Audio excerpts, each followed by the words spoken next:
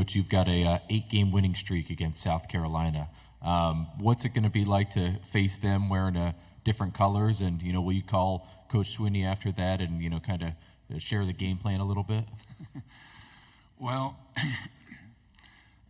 I'm not looking forward to seeing Shane again in that manner, because I'm a people person, and I don't like facing people that I know and I like. I really don't, because I know the byproduct of it, man. But that just, it is what it is. But you're asking me how I really feel. Shane's done a great job, and I know they had some adversity last year and started off the season in a tough way and finished really well. I think that they're undervalued as a team. I've really looked at them hard, looked at their roster, looked at how they played throughout the year. They played their best football at the end of the year.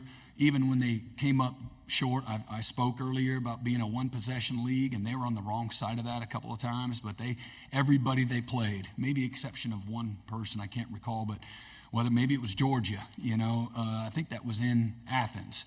And they're going toe to toe for a good part of that game, and their defense. I know the final numbers don't look great, but I think it was something right around 300 yards of defense. Maybe their last 6 games that they gave up, maybe a little less than 300 yards and 20 points or less. They had an outstanding back half of their season. And then they got everybody back. They've done a really good job and have a lot of guys back. They've recruited well in the transfer portal, and they had a lot of young guys up front on offensive line, and that'll only be better. You're going to get baptized anywhere in college football, let alone the SEC, if you're a freshman playing on starting on an offensive line, and one of the hardest positions to play as a freshman. But he's got a great staff. What I've always appreciated about South Carolina, it doesn't matter how the team's doing. They're going to show up early and they're going to stay late. They're passionate. I had a friend that coached for Lou Holtz at South Carolina years ago while I was still at Oklahoma, and I had no idea what South Carolina and Clemson was all about.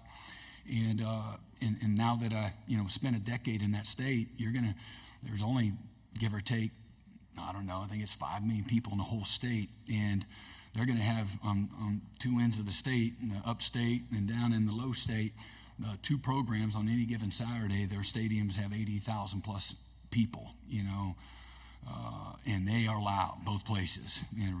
So that's really cool. As a lover of college football and the pageantry, the hate of the rivalries, and then really kind of having a bird's eye view. I've been kind of watching, over the fence what has taken place at that program, whether that was with Coach Spurrier, Coach Muschamp, I forget his name, the offensive line coach, great coach that they just hired back from Georgia State, leaves the head job and Sean Elliott, great coach, tough guy, and then now Shane and what he's been able to do to galvanize that fan base, and they're recruiting really, really well right now as well. But they have a lot. If you haven't been to South Carolina, they've got it's a really neat, community. It's the state capital there, and really nice facilities, real commitment to the excellence that I spoke about earlier. But big fan of, Shane as a coach and human being, great people.